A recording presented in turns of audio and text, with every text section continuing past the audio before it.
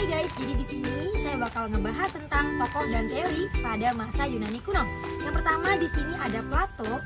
Plato dilahirkan pada tahun 428 sampai dengan 347 Masehi pada awal tahun perang Peloponnesos 39. Plato itu seorang bangsawan yang masih punya kekerabatan dengan kalangan keluarga Athena. Yang kedua ada Aristoteles. Aristoteles merupakan tokoh pemikir ulung yang sangat tajam dan menjadi dasar analisis ilmuwan modern sebab analisisnya berpangkal dari data. Dan yang ketiga ada Xenophon. Xenophon diperkirakan lahir pada tahun 431 Masehi di wilayah Deme, Athena, Yunani. Ayah Xenophon bernama Grillus. Xenophon merupakan seorang ahli filsuf, pejuang, penulis, sekaligus pengagum Socrates. Xenophon meninggal pada sekitar tahun 355 Masehi atau sebelum Masehi.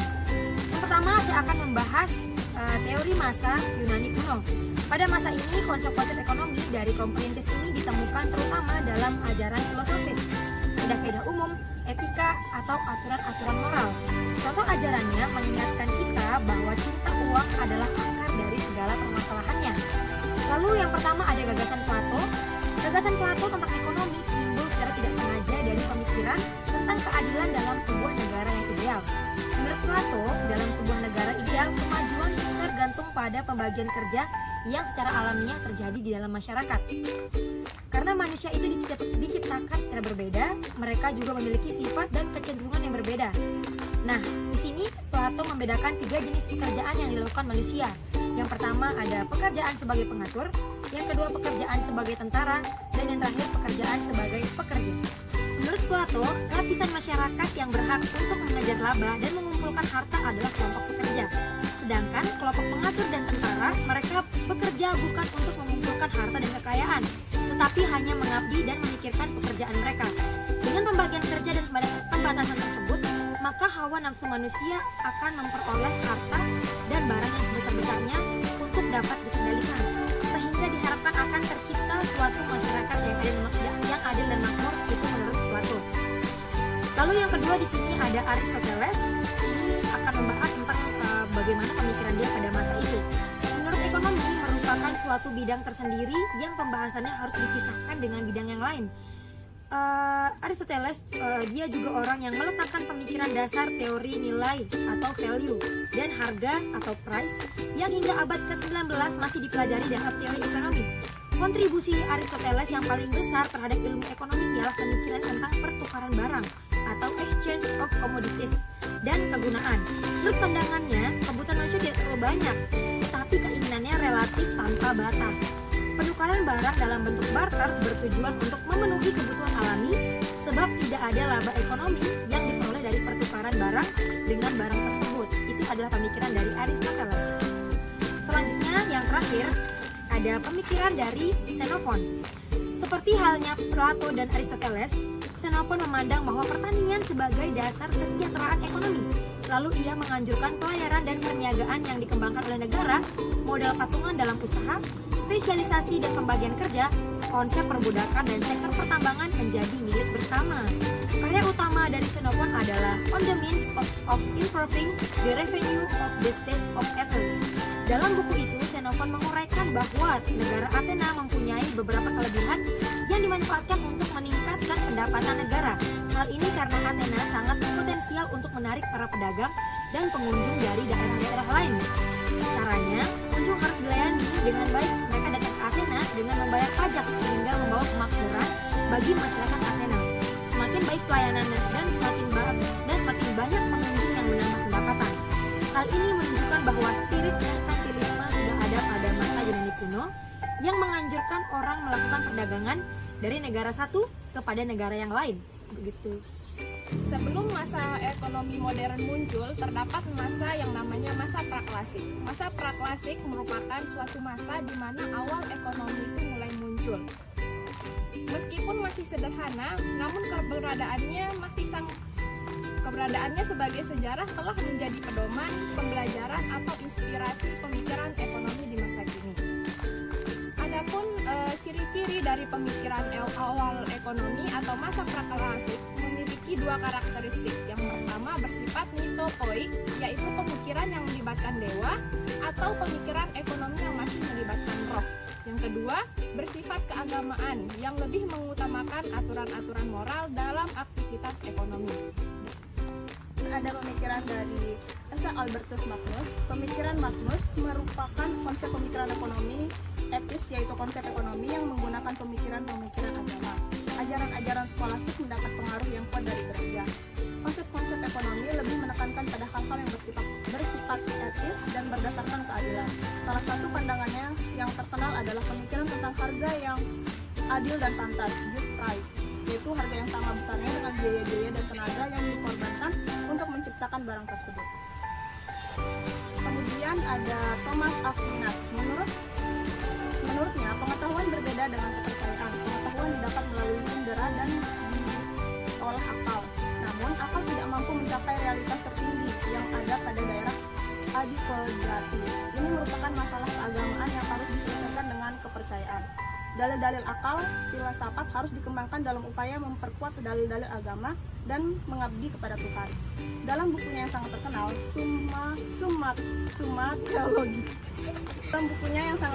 Summa Theologica, Aquinas menjelaskan bahwa memungut bunga dari uang yang dipinjamkan adalah tidak adil, sebab ini sama dengan menjual sesuatu yang tidak ada. Dengan pola pikir seperti inilah ekonomi etis berkembang karena pemikiran ekonomi yang mereka erat dengan ajaran agama. Thomas Aquinas menjadi semakin berkembang hingga pada abad ke-13 menjadi zaman kejayaan skolastik. Dikarenakan adanya tiga faktor penentu yang muncul pada akhir abad ke-12. Salah satu faktor penting tersebut adalah ditemukannya karya-karya filsafat Yunani. Faktor-faktor tersebut membuat pemikiran ekonomi berkembang pesat sehingga teori dari St. Albertus Magnus dan St. Thomas Aquinas kemudian dikembangkan oleh tokoh-tokoh lain seperti Scott dan Occam. Tokoh dan teori masa merkantilisme. Tokoh-tokoh masa merkantilisme yaitu Jean Bodin pada 1530 sampai dengan 1596 merupakan seorang ilmuwan berkembang Perancis yang dapat dikatakan sebagai orang pertama yang secara sistematis menyajikan teori tentang uang dan harga. Selanjutnya Sir William Petty, yaitu pada 1923 sampai dengan 1687. Sir William Petty merupakan seorang pengajar di Oxford University yang banyak menulis tentang ekonomi politik. Dia juga dikenal sebagai ahli bahasa, dokter, ahli musik, pelaut, dan wakil direktur di suatu akademi. Selanjutnya teori masa merkantilisme, yaitu istilah merkantilisme berasal dari kata merken yang berarti pedagang, yaitu paham merkantilisme banyak dianut di negara-negara Eropa pada abad ke-16.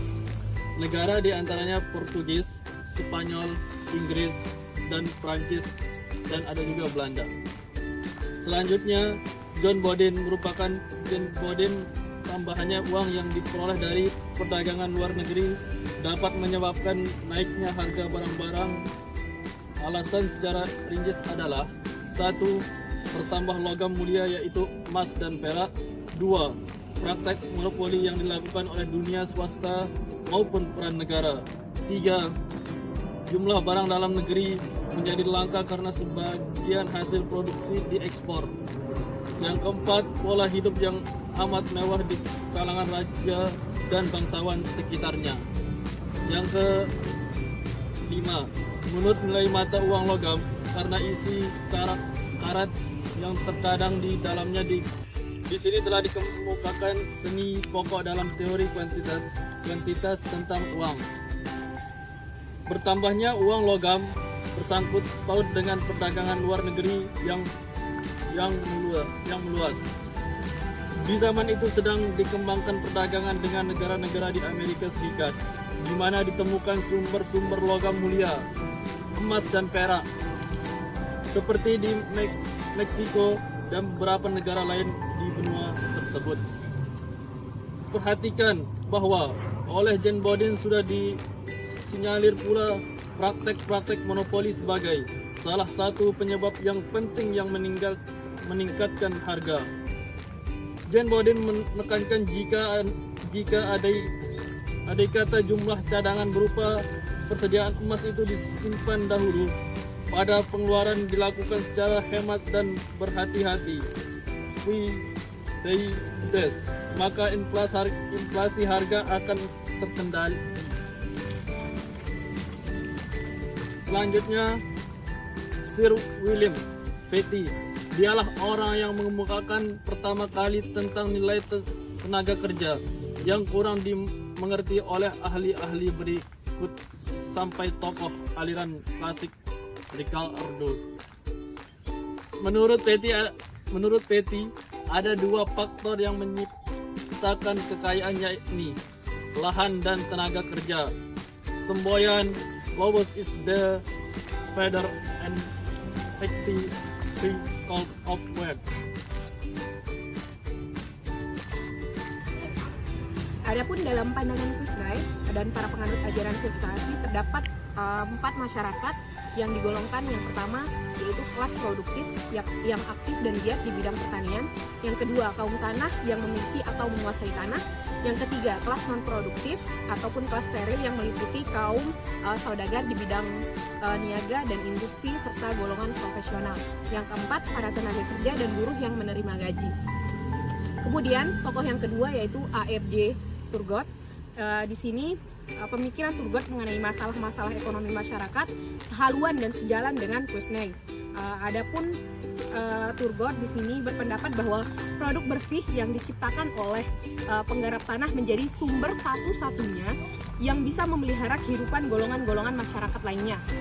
Kalau petani produsen sudah menciptakan surplus serupa itu, maka kemudian mereka bisa menjadi penyewa dan pembeli jasa sejumlah tenaga kerja.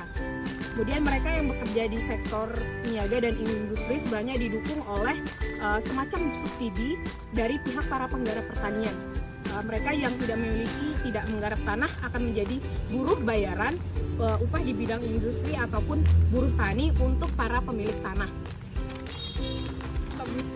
Adapun di sini paham modal dalam teori ekonomi mazhab fisiokrasi ini mencakup alat-alat produksi barang modal tetap yang diperlukan untuk menyediakan tanah guna produksi pertanian dan yang diperlukan untuk perawatan dan perbaikan mutu tanah agar hasil produksi pertanian dapat dipertahankan dan ditingkatkan. Di samping itu pula ada sarana-sarana produksi yang dalam pengertian modern dianggap sebagai modal dana kerja.